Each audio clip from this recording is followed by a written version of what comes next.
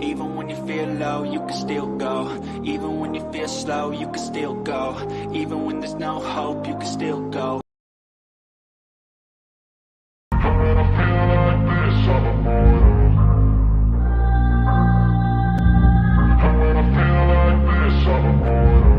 when I feel like this, I'm immortal. When I feel like this, I'm immortal. When I feel like this, I'm immortal. When I feel like this, I'm immortal. Don't stop.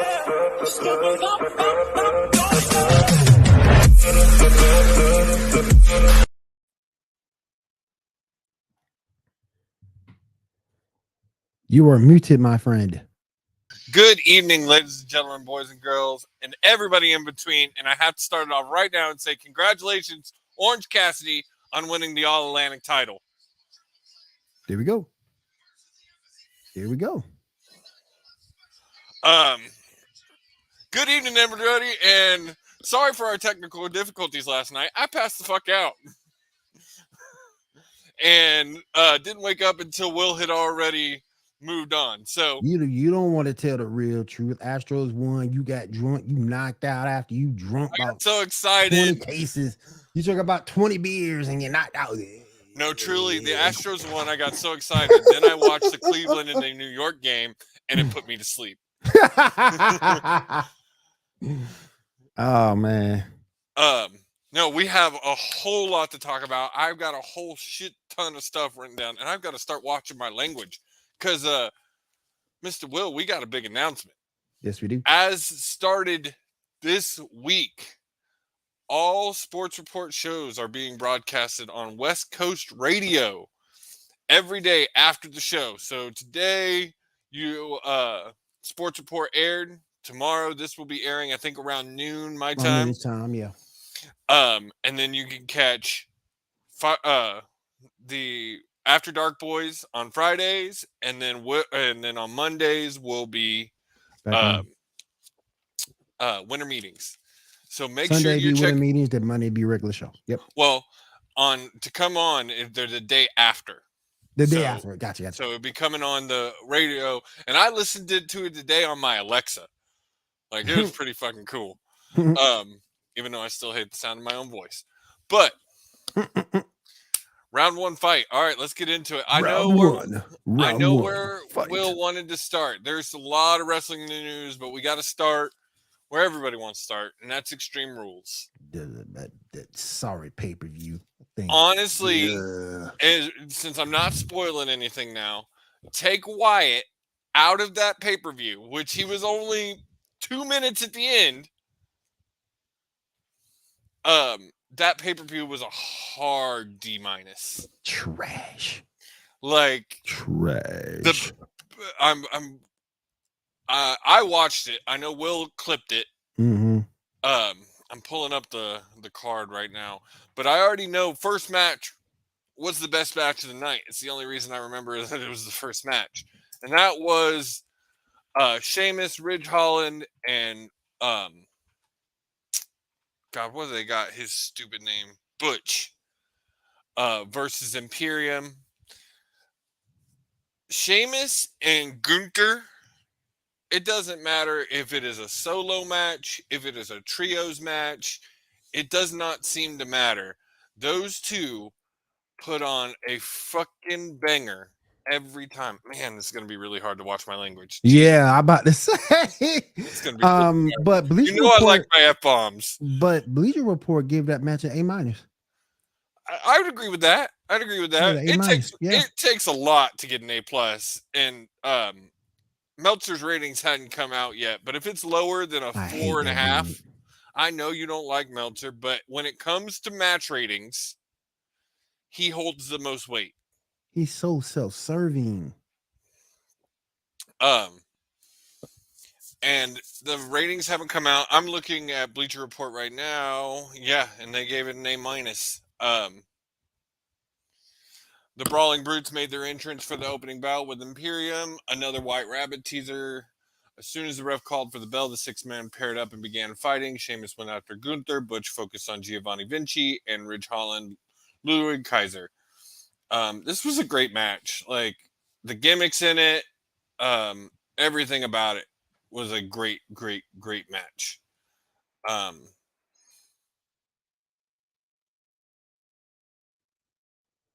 Imperium's red ring jackets are such a specific shade that they always look weird on certain types of HD televisions. I'm waiting on you. I'm waiting on you because this next match I'm ready to unleash. I'm looking at the notable moments. The drop kick Butch hit on Kaiser as he hung upside down in the corner with a shillelagh against his neck was a cool spot. God bless Sheamus for always being willing to take a beating. His chest looks so painful though. He was still beaten up from their match Friday. Yeah. For this match. The way this match used weapons and other props, it was great. It was nuts, but it didn't quite reach the level of being overboard. Agreed. There was nothing about this match I didn't like. It was just a great match all around. All right, Will. Match 2, Liv Morgan versus Ronda Rousey. Can I go? Go. Good, it's my turn. Yes. All right. Here's the thing that made me mad about this match. It's for the SmackDown Women's Championship. And you would think that it would have some type of intrigue and be over with the fans. Not only did this match suck, the fans could have cared less about it. And the only thing that saved Liv Morgan her title reign was blah. It got better, don't get me wrong, when she got that win, but you can hear a pin drop with her title reign. Only reason why she got what she got because her looks and the fanboys. That's the only reason why she got where she was in the first place. Well, this match was terrible. You put the belt. You put the. Oh, go ahead, Will. You put the belt back on Ronda. Yeah, I disagree with this move. I disagree with it too, but Liv wasn't doing much better with it. Honestly, out of the two, I'd rather seen it stay on Liv. Personally. She wasn't doing much better than Ronda. But Ronda, I enjoy Liv more. I want to watch when Liv is on TV. When Ronda is on TV, I want to turn off the TV. Man, when she was there, I was supposed to be running out in pain. When she got put on when Ronda finished her off, it didn't look like she was in pain to me. It looked like she was on the ground, breathing hard, smiling. Well, she was smiling. That's kind of, I think that's going to go into, from what I'm hearing, she's joining the Wyatt Six. Well, and is going to be the Sister Abigail. So that could have gone into the smile. Well, it could have, but that match was terrible. You put it back on Ronda because, like I said, Liv was doing nothing. Her title reign was a pin drop. We're going to have disagreements here. The match, Bleacher Report rates the match a B-. I don't agree. This match was a C-. Yeah. But out of the two, I would have much rather this title stay on Liv. Liv is interesting to me. I like Liv. Is she the best champion? No. Right now, the women's champion in WWE is held by Bianca Belair. She is the best thing going in the women's division right now. Yep. But I liked Liv. I can listen to Liv. Actually, Liv can cut a promo. Ronda can't. She can. Ronda, to me, again, even in this match, she's not a wrestler. She's a fighter trying to be a wrestler. And but I don't to think me, though, she's never gonna be Brock Lesnar. But to me, though, both of them are boring. See, I disagree. I think both of them are boring. I think Liv is not as boring as Ronda. There is nothing about me that intrigues me about Ronda. There are things about Liv. See, there are things about Liv that interest me. There are things. One, she's good on the mic, like we just said. She is a pretty good wrestler. Is she necessarily championship material? No. But she has way more qualities as a wrestler than Ronda does. Ronda could disappear off the roster right now, and I would never ask a question about it. You just don't like Ronda. I just don't like her. You don't like Ronda just like I don't like Liv.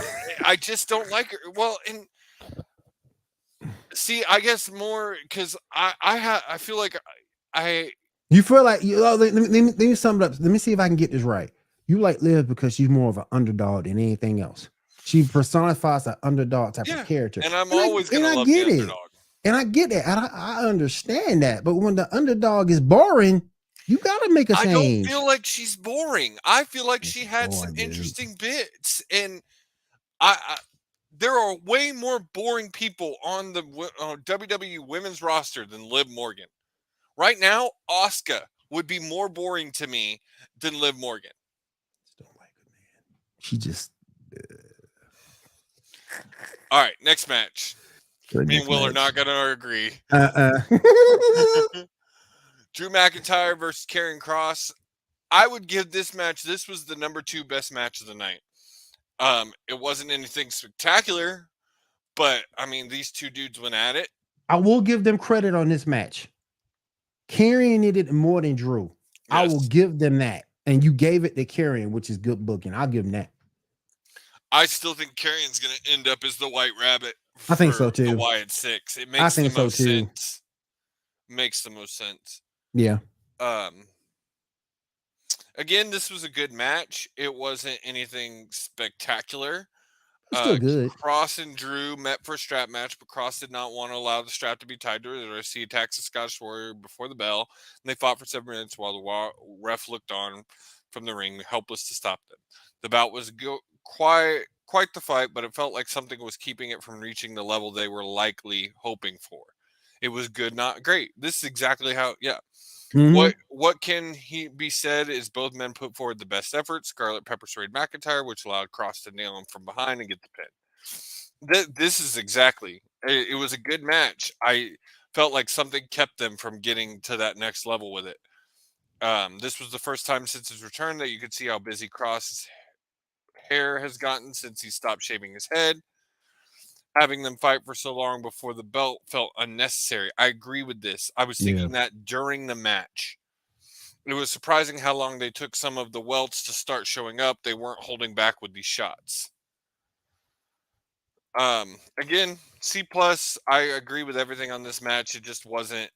It wasn't as good as it could have been. Something held them back from getting that B, and I'm not sure what it was. Yeah, I'm not sure either. But again, props to them on this match. You gave it to Kross. You gave it to the person who needed it more. All right, let's see. Next match on here. Next match. Bianca Belair versus Bayley for the Raw Women's Championship. This is a ladder match. Oh my goodness. Bayley and Bianca Belair were up next in a ladder match for the Raw Women's Championship. Dakota Kai and Io Sky did not stay at ringside, but their presence loomed throughout. It didn't take long for both women to begin utilizing the ladders that were placed around the ring. They were used in all of the typical ways other than climbing. So there were several memorable spots that saw both competitors take a lot of pain. Predictably, Sky and Kai interfered and tried to stop Belair from reaching the belt, but the EST at WWE hit both women with a KOD at the same time and an impressive display of power. It was awkward to set up, but the payoff was worth it. The match got better as it went, so Scott was on his feet by the time Belair climbed the ladder and took down the belt to claim victory. They gave the match a B+. I gotta give it. Hey, it was a good match. I mean, again, these two stole the show as far as women on the card. Props to Bayley though. Bayley for coming back looking strong. Yeah. Bayley coming back looking strong. This wasn't her first match back, but it was a great match for her. Her and Belair have a great chemistry. Yep. And I've got to say this from someone who watched Bianca Belair. I remember when she debuted in NXT, and I did not like her. You didn't see this coming with her though. I didn't. Yeah. I've got to be honest. I did not think that she would grow and mature and become such a good wrestler, speaker. Like her promos are 20 times better than. Oh my God! Right now in WWE, as far as women go, she's one of the top 5 promoters. Yes, she is. Nikhil Lyons was shown sitting in the crowd in quite an interesting outfit. I saw that. Shout out to Nikhil Lyons. I think she's about to make her main here's roster my thing debut. though. Here's my thing. Her and that booty. Here's my thing though. I don't want her on that main roster. I really don't. She's 'Cause doing great things in NXT. I She really know. is. I know. That's what I'm She's saying. reviving that women's division. That's what I'm saying. Keep Her and her that booty. there. That's what I'm saying. Keep her there. I mean, keep her there is what I'm saying. Don't bring it up. Don't bring her up just yet. Not yet. No, she was. Well, and that doesn't mean she's coming up yet. Remember also that whole having someone in the crowd and Zoom, that's Triple H's thing. Yeah, He's been yeah, doing that at takeovers that's for true. years. That's his thing. And that's Yeah. how he kind of hints that, oh, this person's lingering in the background. You never know when they might pop up. Yep. But man, shout out And to then Nikita. also, Nikita needs to win a title in NXT. She does. Nikita really needs to be does. women's champion in NXT. She really does. She needs some. She needs that extra oomph. But other than that booty. But would you put her over Mandy Rose right now? No. I don't like Mandy. Don't get it don't get it twisted. I don't like Mandy. Man, I will give her props. She's improved, but I've just never been a big Mandy fan. Now Gigi's a different story. Oh my Lord. I'm a Mandy fan. Lord, Gigi. She's oh my gorgeous. Lord, Gigi. Oh my Lord, Gigi. Woo! But Mandy is gorgeous, but not even looking at Mandy's looks right now. Mandy is so over. I just never liked her. She's just never been there for. I mean, I feel like she is really, really grown. Like when they first brought her back and put the NXT title on her, I was like, really, Mandy Rhodes? Like she's not a title. She's not a champion. Right now, this Mandy Rhodes, I could possibly see holding the SmackDown Women's title. This Mandy Rhodes. Yeah, I get. She's just never been on. And I'm using the SmackDown as the lower level. To me, right now, the Raw is the number one. The Raw title is elevated. Yeah. Well, it's different right now because with Roman carrying both of them, right now I feel like the SmackDown side is stronger because he's more on SmackDown. Right. I feel like the Raw title is kind of not even there right now. Well, we talking about that right now, KW. We talking about Extreme Rules right now. Yeah. I just never been a big Mandy fan, but I will admit she has grown. She's gotten 10 times, 100 times better than what she was. But I will give her that. If Nikita Lyons I just don't want Nikita to be on that main roster yet. I just don't. It feels like to me her domain will be NXT at least for a little bit longer. Maybe bring over to Raw or SmackDown Q1 of next year. And have her do some work, but man. So the other notable moments from that match, the elbow drop Bailey hit from the apron while Belair was on the ladder was intense. That was a nasty looking bump. Both women for both women. Mm-hmm. Because if you watch it, Bailey's ribs hit the side of that ladder when she jumped. Yep. And I mean, don't get me wrong, being the person being hit on a ladder is always gonna suck. Oh yeah. But Bailey definitely didn't necessarily take that bump right. The final KOD of the match was scary. Bailey appeared to hit her mouth right on the side of a ladder when she landed. She did, but the post match shot of her indicated she was fine. She might have a fat lip in the morning though. Bailey is so good at making her opponents look good. Belair already looks great in the ring. But the role model made her look even better. You can't argue that. We've been saying that this whole match, or talking about this whole match. Like Belair is definitely been championship material. She looks great. She's great in the ring, but Bailey just I mean, I know you're not a fan, also, but Bailey versus Charlotte. Cool. No, I like Bailey versus Charlotte makes Charlotte look better. Yeah. Even as good as Charlotte is, which a lot of people would say, especially on the WWE side, that Charlotte is one of the best in the ring. Charlotte need to stay gone. But it's the same thing with Bailey and Sasha, who I would say 4 or 5 years ago, 1 and 2, as far as the best wrestlers, women's wrestlers, all over. Now, Sasha hasn't wrestled in almost 6-7 months at this point, and I'm not sure she's ever going to return at this I don't think she's coming back. I think she's done with wrestling. I think she's done. I mean, what more does Sasha have to prove? I mean, there's nothing left to prove. At this point, it's her decision. Yep. Do I enjoy it enough to keep doing it, or do I want to go be a movie star? Yep. All right, next match.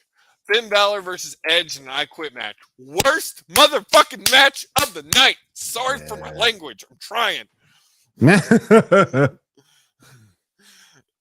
Finn Balor was out alone for his match against Edge. Nobody from Judgment Day came out with him, so he clearly was trying to send a message that he did not need help to beat his opponent.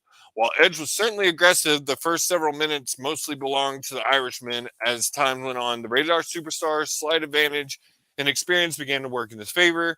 Damian Priest and Dominic Mysterio showed up to help Balor at one point, but the veteran took them down at ringside. Rhea Ripley handcuffed Edge to the top rope as he was getting up a spear. Rhea showed up, fought with his son, and Beth Phoenix helped save her husband from a kendo stick. Eventually, the numbers game was too much for Edge to overcome. He refused to quit until they began to threaten to injure the Glamazon. As Ripley was winding down up for the swing, Edge said, "I quit," to save her, and gave Balor the win. While Edge was still being held back, Ripley hit the Glamazon with the chair anyway. The Judgment Day walked away in victory as Edge tried to help his wife with some officials. The match was overbooked. It didn't need to be as long, but it was still a solid outing from two guys who are almost incapable of turning in a bad performance. Trash. I agree. Well, hang on. I agree with this last line. They are incapable of giving a bad performance. But this was not a good match for what they said before. It was overbooked. There was too much going on. Like, you had because you got Ray and Dominic going on. Now Beth's involved, and now Beth's gonna get involved with the Judgment Day, and there's just too much going on in this story. And then if you watch this week, or if you watch Raw, it looks like this is over, and it's gonna go into AJ and the Club again versus Judgment Day. Yep. Which, congratulations to the Good Brothers getting back with WWE. I'm sure they got a big old check. They never left in the first place. Well, they got fired. Fired. They should have been gone in the first place. Knowing those two, they got paid. Mm-hmm. They got freaking paid. Oh yeah, they shouldn't have been fired in the first place. Balor wore a cool spiked mask for his entrance. It wasn't his demon entrance, but it had a few elements of that sparkle to it. The ref did a great job not overdoing it by asking either man if either man wanted to quit. The use of the hockey stick was fun. Ripley with a pair of handcuffs is going to be a popular topic on Twitter. Ripley is looking so good. I mean, yes, but they gave this match a B. I would say it's a solid C. But again, even though I agree with you, the match was trash, I would not blame Edge or Finn for the match being trash. It was the way it was overbooked. It was the way it was booked. Just too much going on. Yeah. And I'm not a big fan of an I Quit match. Like, I'm not, because personally, like, to beat someone to the point of I quitting, they need to be bloodied. Yeah. And beaten. Yeah. And, like, on the verge of, like, if they don't quit, they're going to die. All right. And I knew when Beth got involved that that's how it was going to end up going. Oh, yeah. All right, let's move on to the last match on the card. Matt Riddle versus Seth Rollins Fight Pit. Daniel Cormier was the official for the main event Fight Pit match between Matt Riddle and Seth Rollins. The setup for this cage is interesting if you have never seen it. The ring ropes are removed, and there is an extra level to the structure that the competitors can stand on 7 feet above the normal ring. This was the most physical encounter these two have had, and while the cage lent to that, it was not the entire reason. Both were given it their all and earned their spot in the main event with this performance. The biggest spot saw Riddle hit a senton from the first level of the cage all the way to the mat. That looked like it hurt like a motherfucker. He locked in a submission after struggling to recover from the landing, and Rollins eventually gave up to give the original bro what is arguably the biggest win of his career. For many people, this will likely be the match of the night. As Riddles were leaving, the lights dropped. Stop. Go ahead. I'll stop. We'll go into that in a second. I'll stop. First, let's talk about this match for a minute. They gave the match. Winner was Matt Riddle, of course. They gave the match an A.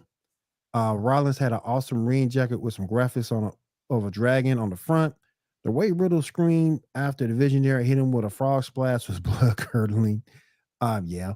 Riddle sold a stomp the way you would expect Rob Van Dam to sell it. He went right down on the top of his head, and the crowd The way the crowd played into the whole reveal, I'll leave that alone too. We'll come back to that one too.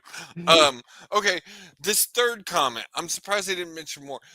So I didn't know they had been kind of fueling on TikTok, maybe RVD coming back. And I don't know if RVD wrestles, but managing Riddle, I guess, has been a topic. And there was several throwouts in this match, like homages to Rob Van Dam. When Seth did the frog splash off the cage, he did it RVD style. He said Seth freaking Rollins and then jumped and hit his legs. Like, it was definitely an RVD call out. Yep. So I mean, they could have just been playing up to internet rumors. You'd never know with wrestling. But if RVD shows up in the next few weeks, I wouldn't be surprised. I wouldn't doubt it. I mean, everybody got something called bills, and love of money. He does not. He does not need to be stepping foot in a ring to wrestle. Especially since you got Katie Forbes at home. She's too fake for me. Too much plastic. Well, too much plastic. Well. And then the other thing, I don't know if I would give this the match of the night winner. To me, the match of the night was the first match, personally. This was a good match, but again, DC did nothing in it. Like, I don't see the point. Like, I get they put him as the ref because it's supposed to be not a wrestling match. Right. But, like, he had one little thing with Matt and he had one little thing with Seth, and that was really it. Everybody I was talking to thought this was where Brock was going to make his return and set up him versus DC. You had me rolling, Josie, when you said Daniel Cormier was looking fat. I'm sorry, but the man was looking really round in the belly.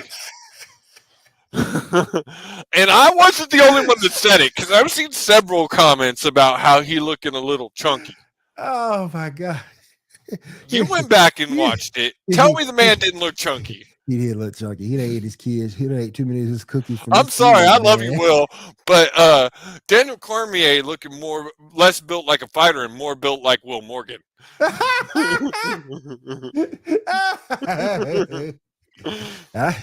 Oh my God. He was he was just rotund, man. Good Lord, man. Woo. At least I lost some weight there. But DC was not looking in fighting shape. And don't get me wrong, stripes, no one looks good in zebra stripes. Nope. We know this. This is true. But if you got a gut, you got a gut. But if you got a belly, you got a belly. Hell yeah. And he had a belly. But so this brings us to the moment of the night. For many people, this will likely be we began seeing Spotlight show people in the crowd dressed as the characters from the Firefly Funhouse. A video played showing a decrepit. Oh, I missed the part. It said, as Riddle was leaving, the lights dropped in the arena. Everyone began to hold up their phones as lights. He got the world in his hands, began to play. A video played showing decrepit set from children's show. Whole world in his Stupid writer. A video playing showing a decrepit set from the children's show. No, it was the decrepit set from Firefly Funhouse. Yep. A door appeared on stage. A burst opened to reveal the masked man holding a lantern. The figure removed the mask to reveal himself as Bray Wyatt, the biggest pop of the night. He blew out the lantern, and his logo appeared to end the show. This was a fantastic reveal and intriguing way to end the show. The way the crowd played into the whole reveal of Wyatt was perfect. WWE could not have gotten better response to all of this. He shouldn't have been gone in the first place. I mean, yeah, but that you got to remember, new era, different things. It's totally different.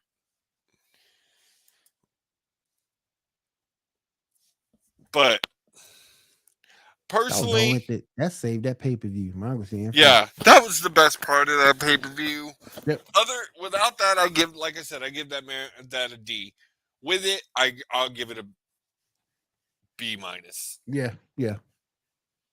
So you asked what we thought, KW. That's what we think of Extreme Rules. Trash. Straight trash. But moving on, we still got a lot of shit to talk about. So I'm gonna move into the second, I think, most exciting one from the week, and that's the Dynamite that just happened. There's a few things I wanted to bring up from Dynamite, actually. Renee Paquette made her AEW debut. I mean, they were in Toronto. They were also they were in Toronto tonight, so it made a lot of sense in Toronto. For her to debut at home. We're in Toronto, baby. Let's go. But I was surprised. They just got her backstage interviewing. That was it. I'm sure she'll move up. She's already going to be doing a sit down next week with someone. Can you replace? Wheeler Yuta and Daniel Bryan. Can you replace Jim Ross with her? I think that's where it'll end up leading. Probably that's what's going to happen. I think that's what will end up. I get the feeling that Jim Ross is coming off the table soon. Plus, I think Jim sees it. He don't need it. That man will shut on a barbecue sauce for everybody. My second takeaway. Well, there's a couple, but MJF. If you watched Dynamite last week, you saw that he wrestled Wheeler Yuta. The match ended. Wheeler was going to shake his hand. And it looked like MJF was going to shake his hand. Mm-hmm. That's when Lee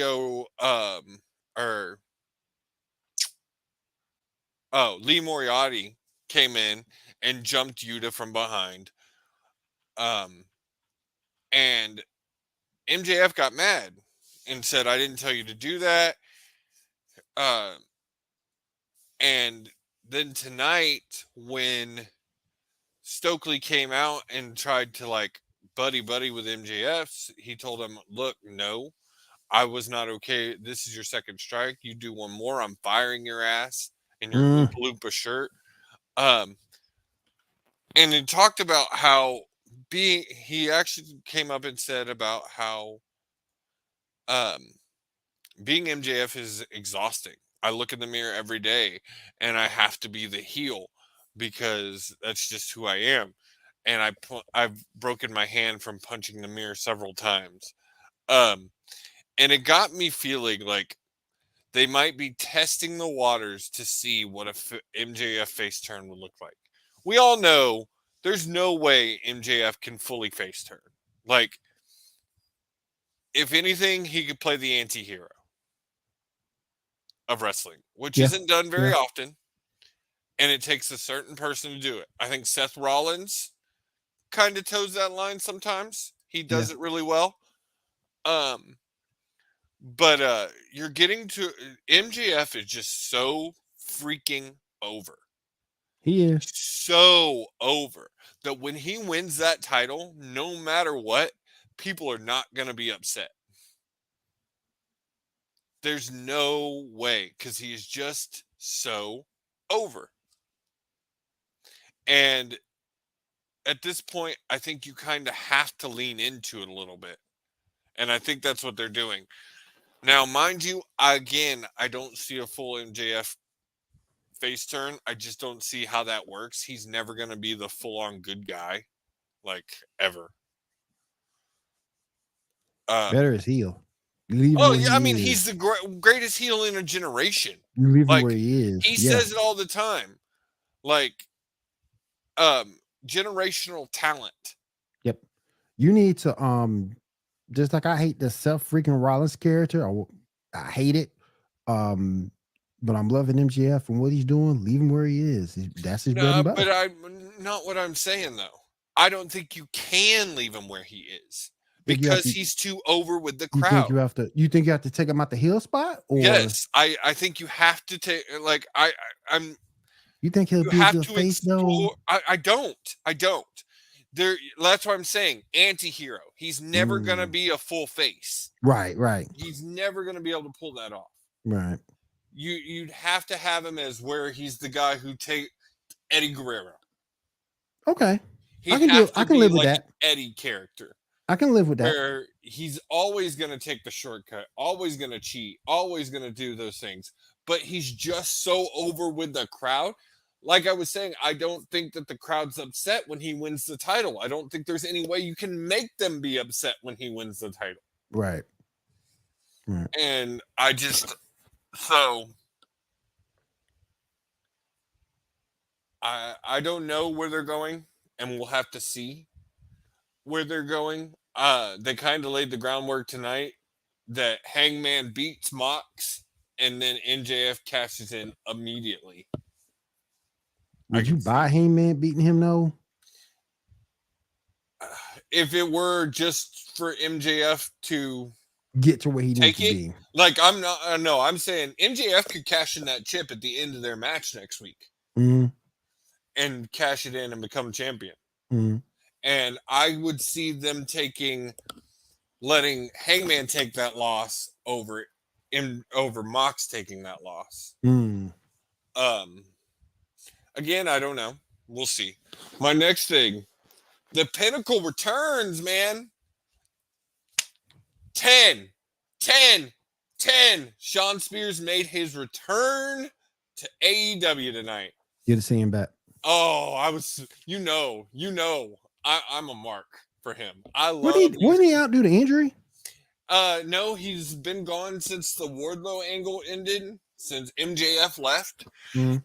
And he posted on Twitter a couple of weeks ago saying goodbye, and everybody said that they figured his contract ran out and it was ended. And tonight, War Joe had a match, and then ended up getting into it with the Embassy, friend of the show, Prince Nana.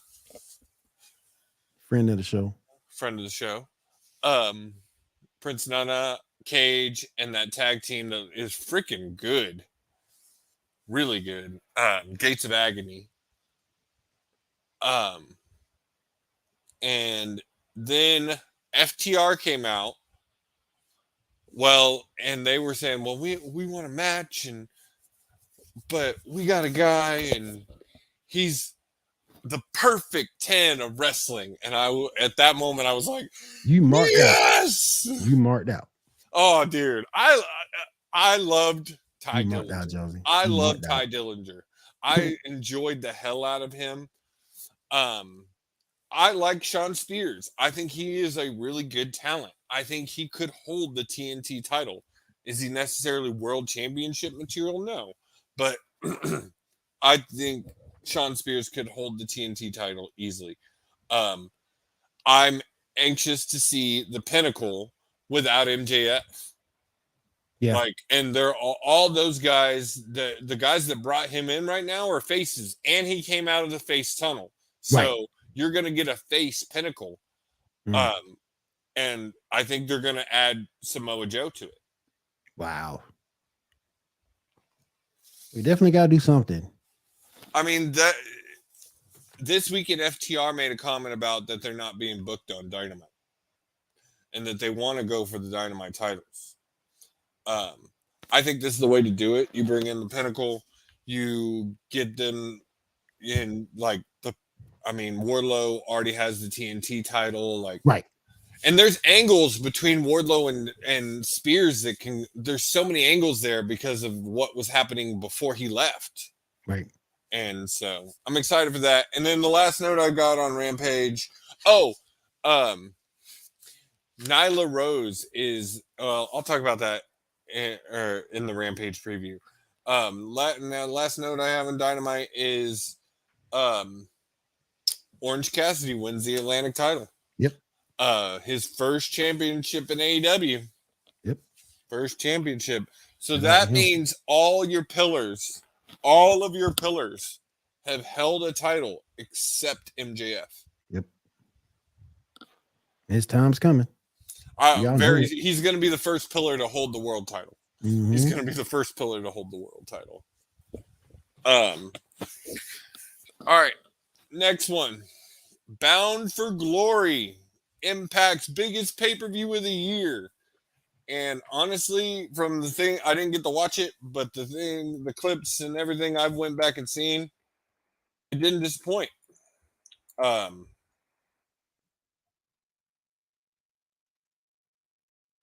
getting the results. Give me one sec. So, oh yeah, your first match of the night, Brian Myers defending the Impact Digital Media title. It was an open challenge. And who would appear? None other than Dirty Dango. Hey. FKA, if you don't know, Dirty Dango is formerly known as Fandango in the WWE. Yep. I've seen clips and match. It looked like a good match. Brian Myers did win. Your next match. Oh, no. Raven was inducted into the Impact Wrestling Hall of Fame. He was inducted by Tommy Dreamer. It was really cool. He DDT Dreamer. One more even flow DDT to Dreamer at the end. That was really cool. Then X Division champion Mike Bailey versus AEW's Frankie Kazarian. This was a great match from what I've seen in clips. Mike Bailey is an amazing wrestler. Frankie is an amazing wrestler. These two have history. They've both been around for a long time. But I was actually really surprised. Kaz pulled out the win and is the new and now 6-time X Division champion. Amazing. Amazing. Congrats to Kaz, man. Like, really. Like, that's a good title, I feel like, for a vet to win that's had it. Because, like, I don't feel like he's not going to hold it long. We all know that. Like, he'll hold it for a little bit. But Kaz is probably coming to the end of his wrestling, of his in-ring career. And this was a good thing for him. And I like to see how they run it. Yes. The next match was the last rodeo match. Mickie James, if you don't know, is on her last rodeo. She is fighting her way back up to the Impact World title, and if she loses one match, she's done. This time she was fighting Mia Yim. I'm pretty sure this might be one of Mia Yim's last matches in Impact. I thought this was her last match. Her contract expired.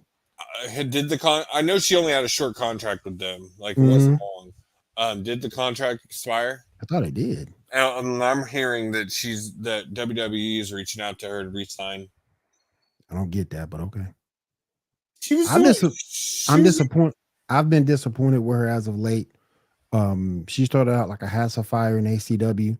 Dude, you are so critical of women's wrestlers. I swear to man? God. What, man? You're so critical. I don't just like any of them. You gotta go out there. You gotta show a passion that you want to do it. You just can't go out there. And I've said this my whole time since I've been podcasting.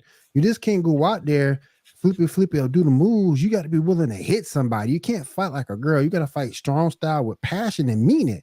And it's like she started out like a house of fire. Then she got married. Then she gained a little weight. And man, I need the old Mia Yim back. The old Mia Yim was awesome. But this one here, I ain't feeling it. Your next match was the Knockouts World Tag Team Championships. Vex, Deonna Purrazzo, and Chelsea Green versus Death Dolls, Taya Valkyrie, and Jessica, also known as Havoc. Again, the newly minted Death Dolls look to regain their Knockouts World title. Green escapes an early assault from Jessica and makes a tag to Purrazzo. Valkyrie gains the advantage with a sliding German suplex known as Pandemonium. Green and Purrazzo deliver big boots to Valkyrie on the apron. Green holds Valkyrie's legs from the outside, allowing Purrazzo to continue the attack. Valkyrie makes this tag to Jessica, but Purrazzo has the referee distracted. Moments later, Valkyrie uses her quickness to successfully tag in Jessica. Jessica hits a double slash on Vex for a very close near fall on both. Green comes back with a curb stomp, but it's not enough. Valkyrie spears Purrazzo out of the ring. Jessica follows up with a sick driver on Green to score the pinfall victory. from someone who's watching Impact, I like this tag team of I'm Taya Valkyrie. She's good. Oh my god, probably one of the best women's wrestlers. And shout out to Havoc for even still being in the game. Well, She's doing well. I'm loving this character. She's doing well. This is really different from the Havoc character. Like Yep. this is party girl. This is having fun, and this isn't all serious and doom and because dark I'm side. sick. Yeah. I love that. I love it. It's fun, and the two of them together with Rosemary kind of still trying to play the darkness in the back. Yep. I like it. I'm really enjoying it. So I was glad to see them win, even though you did absolutely nothing with Vexed as tag team champions. Nope. Nothing. Nope. Like they want them to lose them. Transitional champions. But they literally all that switched is instead of Rosemary, it was Jessica. It was Jessica. Mm-hmm. So Like I'm happy. It was a great. I'm glad to see it, but I still don't quite understand it. Yeah. Impact Tag Team Championships: The Kingdom versus Motor City Machine Guns. I'm not even going to read it because it pisses me off that the Motor City Machine Guns didn't win. But it was some chicanery. So. Then you had the Call Your Shot Gauntlet. This one surprised me. So I'm not going to read it all because it's long. But your entrance, it started off with Eric Young and Joe Hendry. Hendry making his first appearance in Impact in 2 years, or since 2018. Sorry. Then Steve Macklin came in, Rich Swann, PCO, Johnny Swigger, Savannah Evans, Tasha Steeles. Then's when you started to after that you got Killer Kelly, Moose enters, Sammy Callahan enters, Taylor Wilde. Talk about an Impact veteran. Yeah, you ain't seen her in a little bit. Giselle Shaw comes in, then Diener. And then this is the one that surprised me. You got Tommy Dreamer and Rhino and Bully Ray all made their returns in this match. Yep. And Bully Ray goes on to win the Call Your Shot Gauntlet. And they've already kind of set up like it looked like ring. They've already kind of set some things here. Final match. Oh yeah, Matt Cardona also made his return in that Call Your Shot match. Oh, cool. So he's back. Oh, and then you get the main event. Or no, your two main events. Your Knockout World Championship match. Jordan Grace versus another friend of the show, Masha Slamovich. And that is two shows in which people who've been on this show have been on. Look at that. Look at that. Yep. We out there. Yep. That's right. And your girl won this. I didn't know if she was going to. But Jordan Grace beat. I knew she was. That ends Masha's 13-0 winning streak in Impact. I knew she was gonna win. Big Mama Pump. I knew she was gonna win. I swear, Big Mama Pump. she needs to start doing that more. Like she is the female Scott Steiner. Yep, Big Mama Pump. She is. Like she came out the other day and did the whole chest like Scott Steiner did. I was like, what the fuck? Big Mama Pump. I'm telling you. All she gotta do is cut that promo like Scott did. The mathematics promo, you know, he 55th and third chance of winning. Impact too. So 55.5% chance of winning.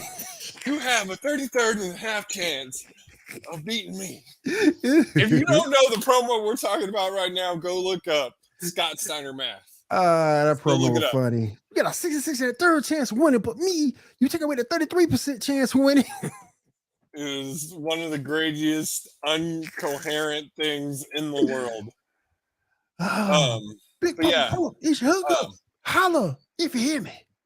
Big Mama Pump wins, as Will said. Jordan Big Grace Mama Pump. Here we go. And still your Knockout World Champion. Big Mama. That's what I call them. Your main event of the evening is the Walking Weapon versus Eddie Edwards.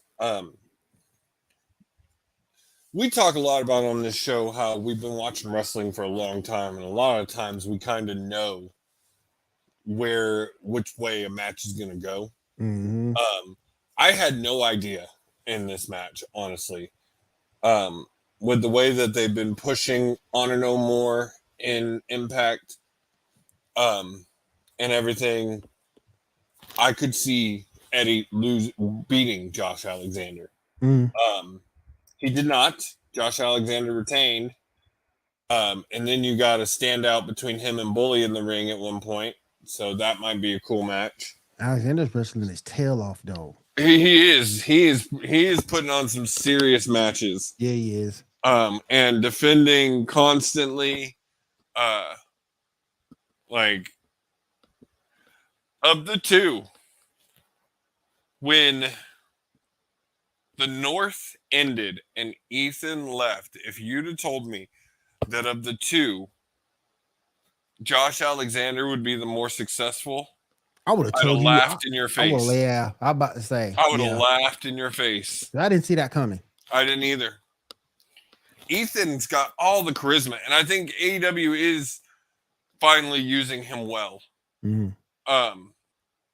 But Josh is he's so good in the ring, and he's actually really good on the mic too. And he is killing it as Impact World Champion. And when his contract's up, someone doesn't try and pull him away from Impact, they're crazy. Mm-hmm. They're freaking crazy. Yep, I agree. So Bound for Glory was good. I mean, we've said it a few times. Impact doesn't put on a bad pay-per-view. They don't put on a bad TV show. Mm-mm. They're doing it right now. I would give every single one of these matches anywhere between an A- to a C+. Yeah. Raw season premiere. I'm not going to go fully into this because I don't want to dive into a whole 3 hours. You just got to talk about one thing. The Good Brothers. Yep. Yep. Yep. Yeah, the Good Brothers return. You saw Brock Lesnar return. I don't care about that. You also saw Elias return. I kind of cared about that one. Yeah, me too. But the Good Brothers, boy, like I say, they should have never been fired in the first. Yeah, and I'm glad they put them right back with AJ. Yep, that made sense. Back with AJ made the best sense. Yep. Like those three together are great. I would have loved to seen them go to AEW, but with what's going on with the Elite right now, no, you can't put them over there. Not with that. Yeah. So yeah, I think that's one of the biggest things coming out of the season premiere. I watched most of it, and it was better to me than Extreme Rules was, and I understood why Extreme Rules was kind of lame. They were holding a lot back for the season premiere. Right. But I actually did really enjoy Corey Graves and the new guy, the Irish guy. I liked them together. So the new ring announcers. Have you watched any of the NXT from last night to hear Booker? No. And I don't want to be honest with you. Look, I love Booker, I do. But him on commentary, particularly NXT, if you put him on SmackDown or Raw, I got you. But NXT, that's a different style altogether. So nah, man, I ain't feeling that, man. And I love Booker. I love him. I'm a huge Booker T fan. But him on commentary, particularly on NXT, I ain't feeling that. Because NXT is a different animal. It's a different puppy. You got to have more than just knowledge over there. You got to have zest. You have to have zeal about what you're doing on the announce booth, because you're dealing with younger talent that needs to get over. You just can't be critical. So that was your Raw season premiere for the most part. Rampage preview. Excited about this match. Mox and Claudio versus Butcher and the Blade. That's going to be a good match. Mm. And as I was going to say, you're going to get Nyla versus Anna JAS. So stupid. There was something else. There was another one I wanted to mention. Oh, you're getting who is it? Ethan Page versus Isaiah Cassidy, a private party, for a contract match. If Isaiah wins, they get their contracts that the firm has bought from Andrade. Mm-hmm. But if Ethan wins, they also get Matt Hardy's contract. Ooh. So interesting match on Friday. What's up? I think that about does it for this. We didn't really talk much except just recap because there was so much. But I think about does it for this episode. Next week, get excited, guys. We got a guest. Next week from the UWE. One and only Rick Wildey. He's an independent wrestler who has just come on the scene in the last year. Friend of mine that I've known for a while. Great guy, and he just recently won the UWE Light Heavyweight Championship. He's going to be making his Texas debut here in a couple of weeks. Man, if I was home, I'd be going. Too bad you don't live in Texas anymore. Dude, he's literally going to be in New Braunfels, less than 30 minutes from where I used to live. I might make my brother go see him because it's going to be like 15 minutes. Right. But yeah, I'm a little pissed about that. But he's going to be chatting with us next week. We're going to be talking about his road to becoming a wrestler and his journey as so far in the business. And I'm really excited for that, as well as recapping all the craziness that happens in the next week. So make sure you join us next Tuesday for our interview with Rick Wildey. And guys, thank y'all for joining us tonight. And y'all have a wonderful week. And we will see y'all next week. Later, guys.